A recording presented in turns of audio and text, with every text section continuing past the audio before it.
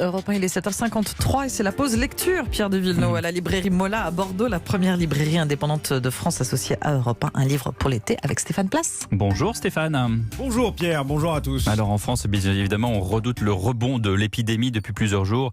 La Mayenne enregistre une nette augmentation du nombre de cas de Covid-19. Hier d'ailleurs, Santé publique France a annoncé que le seuil d'alerte y avait été franchi avec plus de 50 cas pour 100 000 habitants. Nous vous parlons ce matin de cet essai, Stéphane, qui a une résonance singulière bien sûr dans cette période, les sentinelles des pandémies.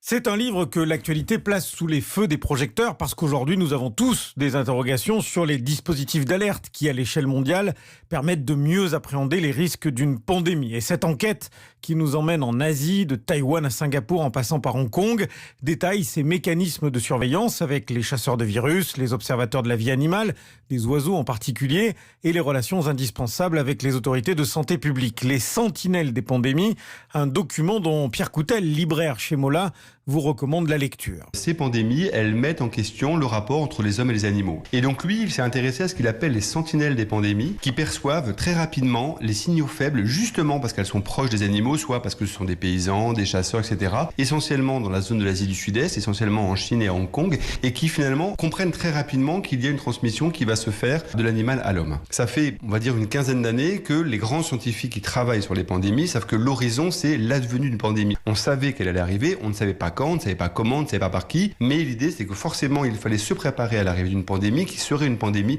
d'origine animale. Faut-il encore que les alertes soient entendues, relayées et sans tarder? Anthropologue Frédéric Keck est l'auteur des Sentinelles des pandémies. Le gouvernement chinois a quand même mis 3 semaines à réagir une fois que les médecins ont lancé l'alerte sur ce nouveau virus. Les sentinelles perçoivent les signaux d'alerte. Par contre, les lanceurs d'alerte, il faut qu'ils expriment ce signal dans l'espace public et souvent ils ne sont pas écoutés, notamment en Chine où il manque la liberté d'expression, la possibilité de porter de l'alerte dans l'espace public. Celui qui lance l'alerte est toujours menacé de ne pas être écouté. Lire des virus sur des corps d'animaux, ça c'est incontestable, on voit que le virus est là. Par contre, dire que ce virus va être pandémique, c'est un pari. Et à chaque fois, celui qui fait ce pari prend un risque, le risque de ne pas être écouté. Bon, à Hong Kong ou à Taïwan ou à Singapour, on fait confiance aux scientifiques qui lancent l'alerte. En Chine, c'est plus difficile de leur faire confiance parce que toute la chaîne de transmission de l'information est assez